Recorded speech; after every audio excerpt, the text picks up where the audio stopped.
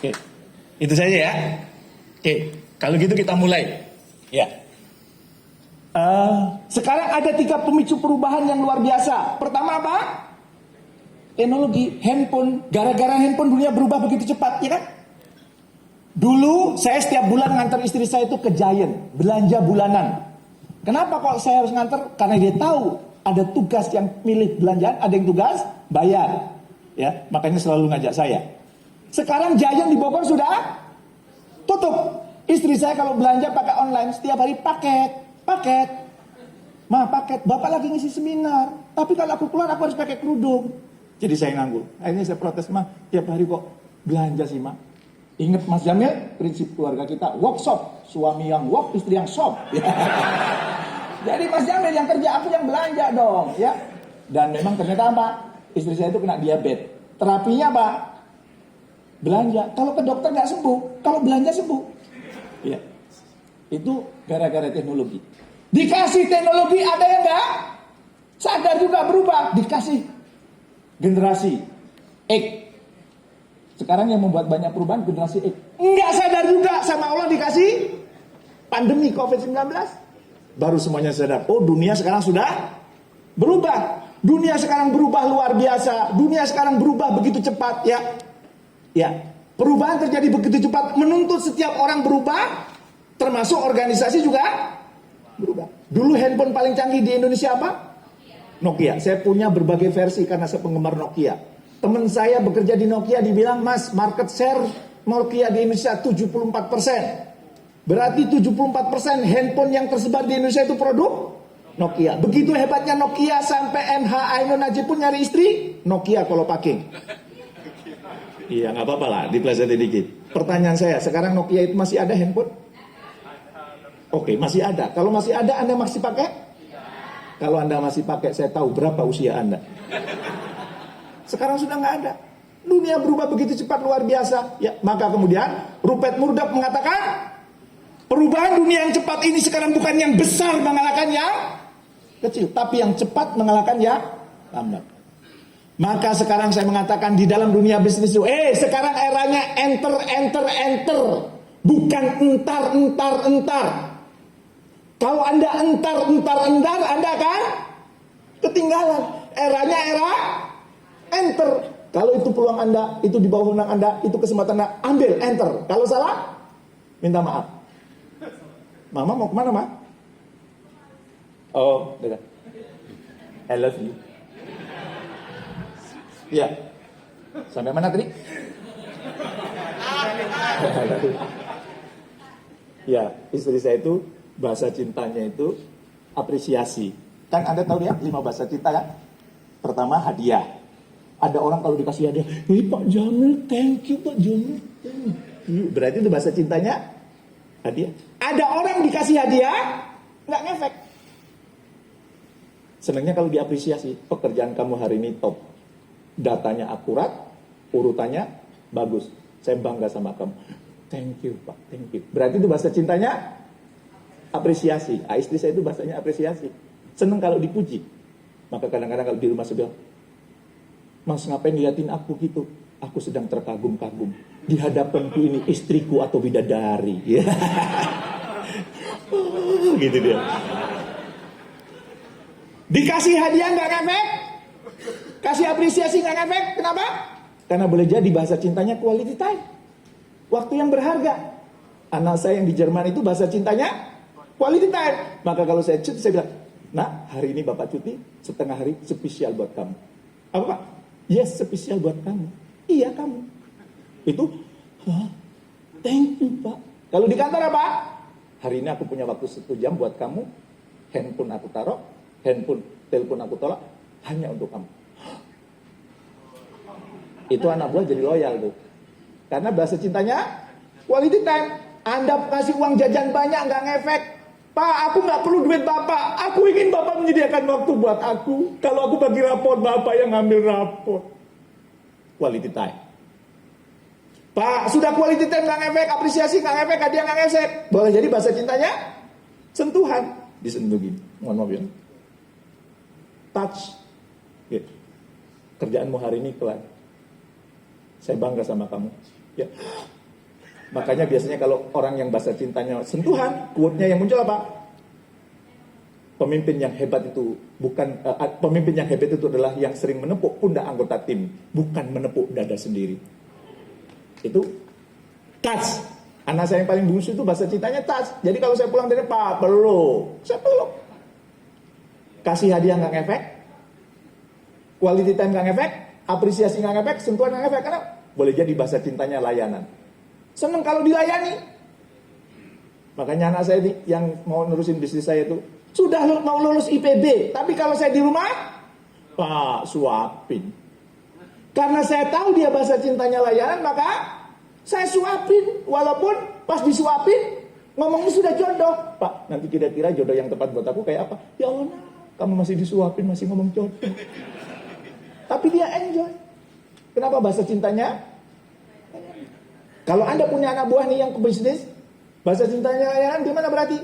Oh, dia senangnya kopi. Maka dibuatin kopi. Terus, nih, aku buatin kopi buat kamu. Spesial buat kamu. Kopi itu digiling, bukan digunting. Kalau digunting itu kapal api. Ya, kopi itu Hah? Bapak buat aku ya, spesial Pak.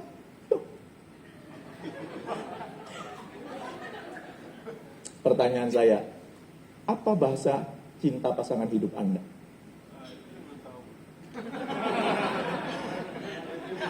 Kalau nggak tahu berarti jablay kemungkinan. Rayuannya keliru.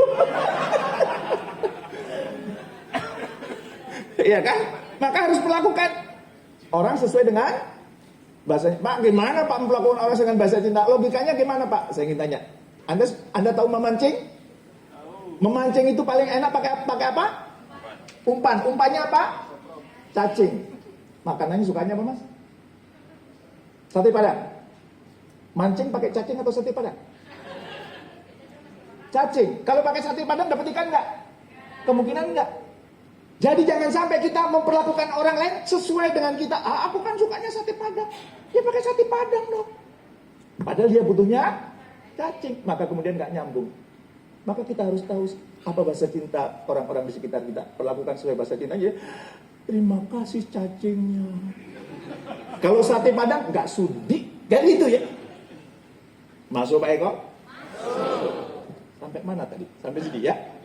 Nah, maka di dalam dunia bisnis sekarang yang cepat mengalahkan yang lambat. Kalau sekarang eranya enter, bukan? Entar.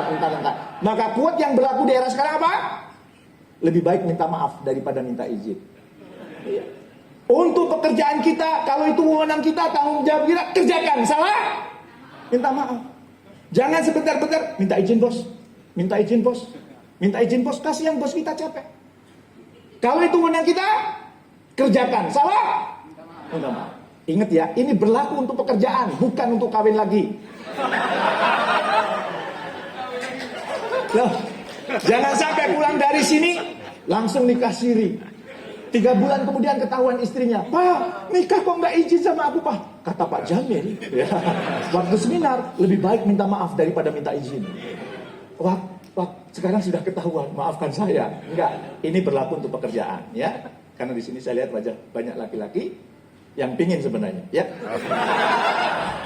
Tapi nggak berani. Oke. Berarti sekarangnya eranya lebih baik minta maaf daripada kata Rupert Murdoch itu. Kenapa? Cepet. Karena kalau kita nggak cepet, ibarat anak muda-mudi yang pacaran tuh, gue yang pacaran, dia yang lamaran. Karena dia eksekusi, dia nggak entar. Makanya jangan jadi orang itu spesialis seminar, tapi nggak action. Akhirnya ahli seminar, nggak naik kelas.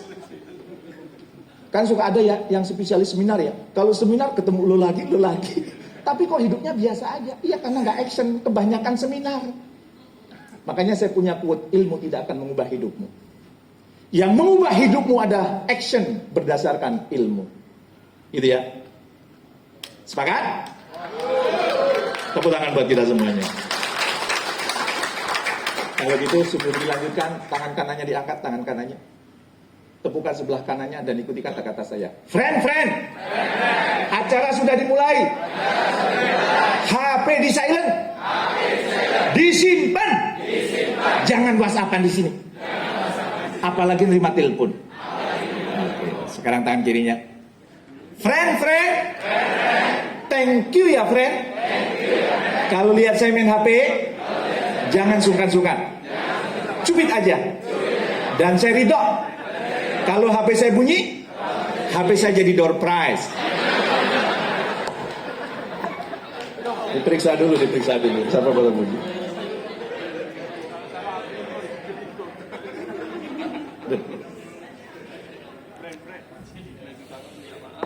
Lanjut? Oke, lanjut ya.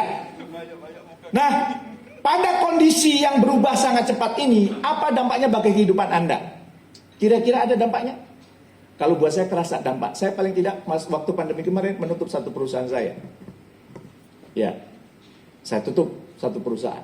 Dampaknya lagi apa? Training sekarang di depan laptop. Kebanyakan, ya, nggak bisa lari sana, lari sini seperti sekarang kan. Kebanyakan di depan laptop. Ya, kita nggak tahu, apalagi kalau pas training off kamera semua. Mungkin dia trainingnya sambil masak, ya kan? Atau nongkrong di toilet, kita kagak tahu. Dan itu harus melatih perasaan kan? Kalau sekarang kan ketawa kelihatan, ya kan? Mana yang ketawa kelihatan, mana yang kemudian jaim kelihatan. Kan ada ya, ketawa itu jaim gitu ya. Jaim, padahal di dalam hati gitu. Ada dampaknya buat kehidupan Anda? Ada. Banyak ya. Dan kemudian dampak perubahan apa? Nah ini, Perhimpunan Dokter Spesialis Kedokteran Jiwa Indonesia, mereka melakukan survei kesehatan jiwa. Ternyata apa? Lihat, 68% penduduk Indonesia sekarang cemas.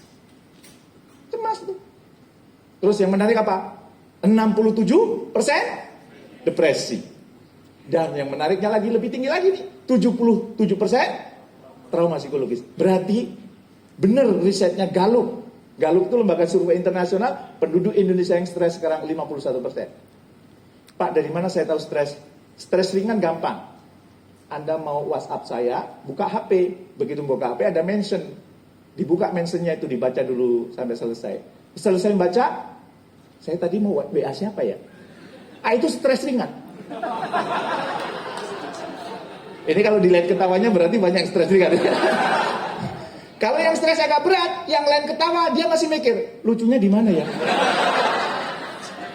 Hati-hati itu, ya. Jangan dikira masalah sepele. Maka saya sepakat dengan Gus Baha itu.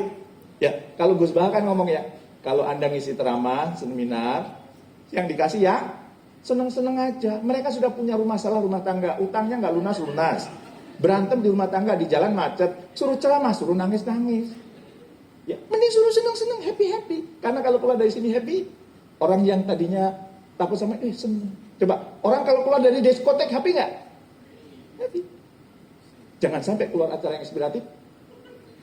Nanti akhirnya orang, diskotik itu lebih membahagiakan daripada acara seminar. Akhirnya ke diskotik. Kata Gus Baha begitu. Saya ikut aliran Gus Baha lah. Ya. Jadi yang happy-happy, seneng-seneng. Pertanyaannya, gejala cemas itu apa aja? Ini ya, ini menurut ahlinya, saya hanya ngutip aja. Merasa sesuatu yang buruk akan terjadi. Kayaknya setelah ini bisnisku menurun deh. Aduh, kayaknya setelah ini anak-anak main gadget terus deh. Aduh, pokoknya segala sesuatu yang buruk kayaknya akan datang kepada dia. Itu berarti cemas. Kemudian khawatir berlebihan. Anak muda sekarang mengatakan overthinking. Ya, ada juga mudah marah, mudah baper, ya, mudah jengkel. Jadi hati-hati yang Anda mudah marah, mudah jengkel, mudah baper. Kok yang dikasih feedback aku terus sih? Kok yang diomongin aku terus sih? Waspada loh itu, Bu. Ya, dan kemudian apa tuh? Sulit untuk rileks. Diajak rileks itu susah. Bawaannya serius terus. Jangan banyak senyum. Itu mengeraskan hati. Ngeri banget ya. Rileks. Makanya kalau kata Gus Baha, kalau Anda cari istri, cari yang pintar guyon. Jangan yang senang diskusi. Kenapa? Karena diskusi sama istri pasti kalah. Lalu aja itu mau menang sama suami. Ya saya kalau diskusi sama istri ngalah aja. Iya, silakan gitu. Ya. Gejala depresi paling pertama apa? Ini dia. Kalau depresi, ya kita lihat. Ini menurut ahli ya, saya hanya cuma ngutip aja.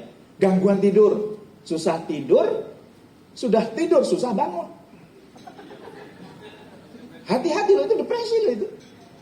Ada yang tadi malam tidurnya lebih dari jam 12? 14 subuhnya? Atau Anda tidur juga mudah bangun. Dengar sedikit, itu depresi loh itu. Ya, apalagi? Ini kita lihat. Ya, ternyata depresi itu juga bisa disebabkan oleh, ya, ini dia. Kurang percaya diri, ketemu orang gak pede. Jadi hati-hati, kalau Anda punya anak, ngobrol sama orang gak berani natap wajahnya, itu bukti bahwa dia tidak pede kan? Kemungkinan depresi loh. Banyak orang yang ngomong sama orang lain gak berani natap wajahnya. Nih berani kalau ini gak depresi ya. Ada orang ngobrol nih, sesama jenis nih ngobrol, gak berani natap. Ya makanya kalau saya seleksi Tafis Leadership, ketika wawancara tatap. Kalau dia gak berani natap, depresi. Tolak. Atau sembuhkan dulu baru diterima.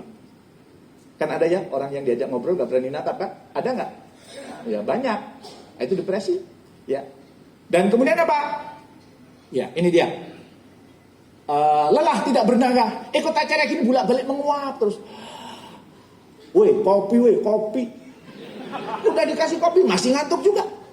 Ya, tenaganya kurang. Ya. Dan kemudian apa? Ini dia. Kehilangan minat. Pokoknya nggak ada gairah. Males banget, mager, males gerak. Ya. Ya. Nah, maka kita dan organisasi kita perlu berubah. Sepakat? Kita ini sering mendengar ceramah. Barang siapa yang hari ini sama dengan hari kemarin, rugi. Barang siapa yang hari ini lebih jelek, silakan. Maka yang baik adalah hari ini lebih.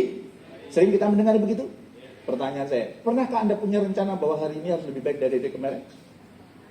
Jangan-jangan hidup Anda cuma mengalir.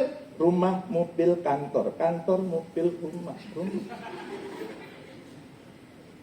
Profesor Hamka pernah mengingatkan, kalau hidup hanya sekedar hidup, kera di hutan juga hidup. Kalau kerja hanya sekedar kerja, kerbau di sawah juga kerja. Kita bukan kera, kita bukan kerbau. Maka jangan cuma rutin doang. Apalagi kita bilang hari ini sama dengan hari kemarin, rugi. Hari ini lebih buruk, siaka. Pertanyaan saya, pernahkah Anda setiap hari merencanakan bahwa hari ini aku harus lebih baik dibandingkan hari kemarin? Atau hidupnya mengalir seperti air? Iya Pak, hidup saya mengalir seperti air. Toh setiap air yang mengalir selalu menuju ke laut. Benar? Benar? Yang jawab benar silahkan sekarang ke toilet.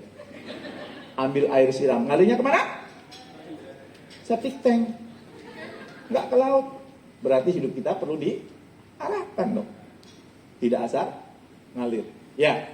Maka kita perlu berubah. Nah, ini riset menarik. Faktanya, walaupun ini risetnya untuk organisasi ya, 70% organisasi tidak mencapai tujuan yang diharapkan. Dia mau berubah, tapi nggak berhasil. Bahkan 52% gagal menampilkan perubahan.